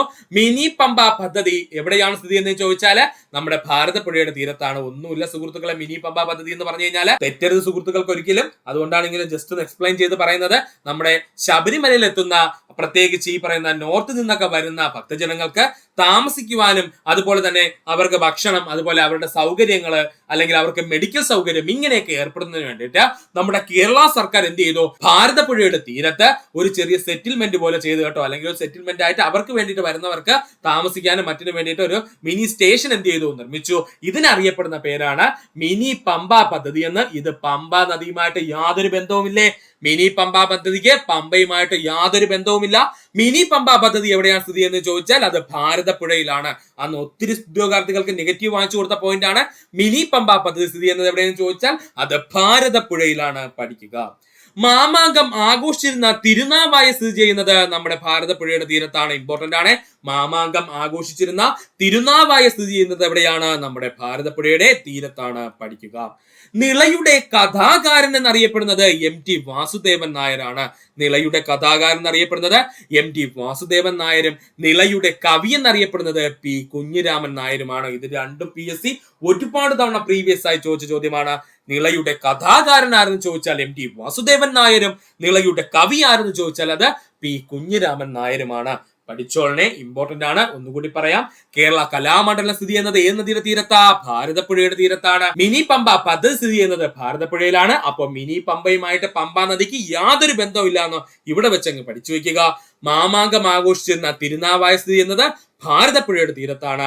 നിളയുടെ കലാകാരൻ എന്നറിയപ്പെടുന്നത് MT വാസുദേവൻ നായരും നിളയുടെ കവി എന്നറിയപ്പെടുന്നത് P കുഞ്ഞിരാമൻ നായരുമാണ്. പഠിക്കുക. ഇനിയാണ് നമുക്ക് ഭാരതപ്പുഴയുടെ പ്രധാന പോഷക നദികൾ പഠിക്കാനുള്ളത്. നമുക്ക് നോക്കാം സുഹൃത്തുക്കളെ, ഭാരതപ്പുഴയുടെ പ്രധാന പോഷക നദികൾ. ഒന്നാമത്തത് ഗായത്രിപ്പുഴ, രണ്ടാമത്തത് കണ്ണാടിപ്പുഴ, മൂന്നാമത്തത് കൽപ്പാത്തിപ്പുഴ, നാലാമത്തത് തൂതപ്പുഴ. ഇതിനകത്ത് നിന്ന് ഒരു ക്വസ്റ്റ്യൻ നിങ്ങൾക്ക് ഉറപ്പായിട്ടും പ്രതീക്ഷിക്കാം. അത്രയും ഇമ്പോർട്ടന്റ് ആണ്. അപ്പോ പ്രധാനപ്പെട്ട നമ്മുടെ ഭാരതപ്പുഴയുടെ പോഷക നദികൾ ഏതൊക്കെയാണ്? ഗായത്രിപ്പുഴ, കണ്ണാടിപ്പുഴ, കൽപ്പാത്തിപ്പുഴ, തൂതപ്പുഴ എന്നിവയാണ്. ഇത് പഠിക്കാനായിട്ട് നമ്മുടെ പണ്ടത്തെ ക്ലാസ്സിലെ ഒരു കോഡ് പറഞ്ഞിരുന്നു. ആ കോഡ് ഞാൻ നിങ്ങൾക്ക് കടമെടുക്കുവാണ്. നമുക്കപ്പോ പഠിക്കാം. ഭരത ഗായത്രി കണ്ണാടി വെച്ച് കൽപ്പാത്തി തൂക്കുന്നു എന്നങ്ങ് പഠിക്കുക. ഭരത ഗായത്രി കണ്ണാടി വെച്ച് കൽപ്പാത്തി തൂക്കുന്നു എന്നങ്ങ് പഠിക്കുക. വീണ്ടും കോഡ് പറയുന്നു, ശ്രദ്ധിച്ചോളണേ.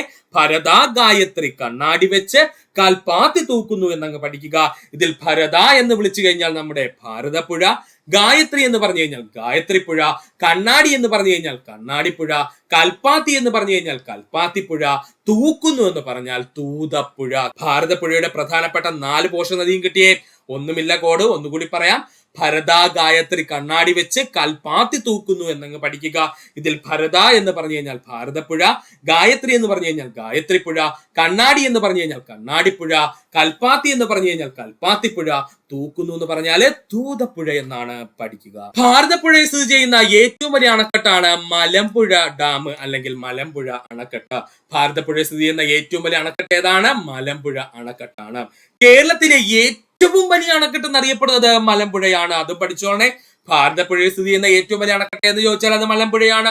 കേരളത്തിലെ ഏറ്റവും വലിയ അണക്കെട്ട് എന്ന് ചോദിച്ചാലും അതാരാണ്? മലമ്പുഴയാണ്. പഠിക്കുക. ഇപ്പോഴും സുഹൃത്തുക്കൾക്ക് കൺഫ്യൂഷൻ കാണും. ഇടുക്കി അണക്കെട്ടല്ല കേട്ടോ. കേരളത്തിലെ ഏറ്റവും വലിയ അണക്കെട്ട് എന്ന് ചോദിച്ചാൽ അത് മലമ്പുഴ തന്നെയാണ്. പഠിച്ചു വെച്ചേക്കുക, മൈനസ് വരുത്തല്ലേ, ഇമ്പോർട്ടന്റ് ആണ്. കേരളത്തിലെ ഏറ്റവും വലിയ അണക്കെട്ട് എന്ന് ചോദിച്ചാൽ അത് മലമ്പുഴ അണക്കെട്ടാണ്. അത് സ്ഥിതി ചെയ്യുന്നത് ഭാരതപ്പുഴയിലാണ്. പഠിക്കുക. ഭാരതപ്പുഴയുടെ അഴിമുഖത്ത് സ്ഥിതി ചെയ്യുന്ന മത്സ്യബന്ധന തുറമുഖമാണ് പൊന്നാനി തുറമുഖം. ഇമ്പോർട്ടന്റ് ആണ്. ഭാരതപ്പുഴയുടെ അഴിമുഖത്ത് സ്ഥിതി ചെയ്യുന്ന മത്സ്യബന്ധന തുറമുഖമാണ് പൊന്നാനി തുറമുഖം. നമുക്ക് മത്സ്യബന്ധന കേന്ദ്രങ്ങളെ കുറിച്ചിട്ട് ഒരു ടോപ്പിക്ക് കൃത്യമായിട്ട് നമ്മുടെ LGS-നകത്ത് എടുത്തു പറഞ്ഞിട്ടുണ്ട് ടോപ്പിക്കിനകത്ത്. അപ്പൊ അതുകൊണ്ട് നമുക്കത് പഠിക്കേണ്ടതുണ്ട്. സിലബസിൽ പറഞ്ഞിരിക്കുന്നതാണ്. അത് പഠിക്കാതെ പോവല്ലേ. ഭാരതപ്പുഴയുടെ അഴിമുഖത്ത് സ്ഥിതി ചെയ്യുന്ന മത്സ്യബന്ധന തുറമുഖം എന്ന് ചോദിച്ചാൽ അത് പൊന്നാനി തുറമുഖമാണ്. പഠിക്കുക. ഗാന്ധിജി, ജവഹർലാൽ നെഹ്റു, ലാൽ ബഹദൂർ ശാസ്ത്രി എന്നിവരുടെ ചിതാഭസ്മം ഭാരതപ്പുഴയിൽ നിക്ഷേപിച്ചത് കേരളത്തിൽ എവിടെ വെച്ചാണെന്ന് ചോദിച്ചു കഴിഞ്ഞാൽ അത് തിരുനാവായയിൽ വെച്ചാണ്. ഇവിടെ നിന്ന് 2 പോയിന്റ് നമ്മൾ പഠിക്കുന്നു. ഗാന്ധിജി, ജവഹർലാൽ നെഹ്റു, ലാൽ ബഹദൂർ ശാസ്ത്രി എന്നിവരുടെ ചിതാഭസ്മം കേരളത്തിലെ ഏതു നദിയിലാണ് നിക്ഷേപിച്ചതെന്ന് ചോദിച്ചു കഴിഞ്ഞാൽ അത് ഭാരതപ്പുഴയിലാണ്. എവിടെ വെച്ചാണ് നിക്ഷേപിച്ചതെന്ന് ചോദിച്ചാൽ അത് തിരുനാവായയിലാണ്. വീണ്ടും പറയുന്നു, ഗാന്ധിജി, ജവഹർലാൽ നെഹ്റു, ലാൽ ബഹദൂർ ശാസ്ത്രി എന്നിവരുടെ ചിതാഭസ്മം കേരളത്തിലെ ഏതു നദിയിലാണ് നിമജ്ജനം ചെയ്തതെന്ന് ചോദിച്ചാൽ അല്ലെങ്കിൽ നിക്ഷേപിച്ചതെന്ന് ചോദിച്ചാൽ അത് ഭാരതപ്പുഴയിലാണ്. ഇത് കേരളത്തിലെ ഏതു പ്രദേശത്ത് വെച്ചാണ് ചെയ്തതെന്ന് ചോദിച്ചാൽ അത് തിരുനാവായയാണ്. പഠിക്കുക. ഭാരതപ്പുഴ ഒഴുകുന്ന കേരളത്തിലെ ജില്ലകൾ പാലക്കാട്, മലപ്പുറം, തൃശൂർ ജില്ല. ഇപ്പോഴങ്ങോട്ട് ചോദിച്ചതേ ഉള്ളൂ. ഇമ്പോർട്ടന്റ് ആണ്. ഭാരതപ്പുഴ ഒഴുകുന്ന ജില്ലകൾ ഏതൊക്കെയാണ്? പാലക്കാട് ജില്ല, മലപ്പുറം ജില്ല, തൃശൂർ ജില്ല. വീണ്ടും പറയുന്നു, ഭാരതപ്പുഴ ഒഴുകുന്ന ജില്ലകള് പാലക്കാട് ജില്ല, മലപ്പുറം ജില്ല, തൃശൂർ ജില്ലയാണ്. ഭാരതപ്പുഴ പതിക്കുന്നത് അറബിക്കടലിലാണ്. ഇമ്പോർട്ടന്റ് ആണ്. ഭാരതപ്പുഴ പതിക്കുന്നത് എവിടെയാണ്? അറബിക്കടലിലാണ്. ഇനി എവിടെ വെച്ചാണ് ഭാരതപ്പുഴ അറബിക്കടലിൽ പതിക്കുന്നതെന്ന് ചോദിച്ചാൽ പൊന്നാനി വെച്ചാണ് കേട്ടോ. അതുകൊണ്ടാണ് പൊന്നാനിയിൽ അഴിമുഖം ഉണ്ടായത്. ആ അഴിമുഖത്തിലാണ് എന്ത് സ്ഥിതി ചെയ്യുന്നത്? പൊന്നാനി തുറമുഖം സ്ഥിതി ചെയ്യുന്നത്. പൊന്നാനി തുറമുഖം എന്താ? ഒരു പ്രധാനപ്പെട്ട മത്സ്യബന്ധന കേന്ദ്രമാണ്. പഠിക്കുക. ഒന്നുകൂടി പറയാം. ഭാരതപ്പുഴയിൽ സ്ഥിതി ചെയ്യുന്ന ഏറ്റവും വലിയ അണക്കെട്ട് ചോദിച്ചാൽ മലമ്പുഴ ഡാമാണ്. കേരളത്തിലെ ഏറ്റവും വലിയ അണക്കെട്ട് ചോദിച്ചാൽ അത് മലമ്പുഴ ഡാമാണ്. ഭാരതപ്പുഴയുടെ അഴിമുഖത്ത് സ്ഥിതി ചെയ്യുന്ന പ്രധാന മത്സ്യബന്ധന തുറമുഖം ചോദിച്ചാൽ അത് പൊന്നാനി തുറമുഖം. ഗാന്ധിജി, ജവഹർലാൽ നെഹ്റു, ലാൽ ബഹദൂർ ശാസ്ത്രി എന്നിവരുടെ ചിതാഭസ്മം നിമജ്ജനം ചെയ്തിരിക്കുന്ന കേരളത്തിലെ നദി എന്ന് ചോദിച്ചാൽ അത് ഭാരതപ്പുഴയാണ്.